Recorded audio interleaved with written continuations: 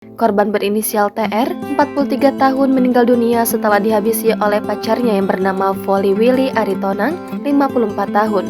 Direktur Kriminal Umum Polda Metro Jaya, Komisaris Besar Hengki Haryadi mengatakan, polisi telah menangkap dua pelaku berinisial VWA dan MF di kawasan Tanah Abang, Jakarta Pusat pada Minggu 28 Mei kemarin. Kombes Hengki Haryadi mengatakan, berdasarkan pengakuan Voli Willy Aritonang, dirinya berkenalan dengan korban TR melalui aplikasi Kencan. Sementara, Kasubdit Resmob Treskrimum Polda Metro Jaya, AKBP Titus Yudo Uli menjelaskan bahwa TR dibunuh karena meminta pelaku Voli Willy Aritonang menikahinya. Namun, karena Voli sudah beristri, akhirnya pelaku nekat membunuh korban karena takut ketahuan istrinya. Menurut Titus, sebelum dibunuh, keduanya terlibat percekcokan lantaran korban mengajak pelaku untuk menikah.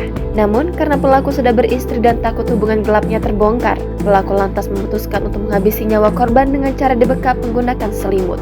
Sebelumnya, diketahui mayat wanita dalam karung yang dipastikan merupakan korban pembunuhan ditemukan di kolong tol Cibitung Cilincing di sisi aliran banjir Kanal Timur Marunda, Cilincing, Jakarta Utara, Sabtu 27 Mei siang. Mayat wanita di dalam karung itu memiliki tanda kekerasan di jenazahnya.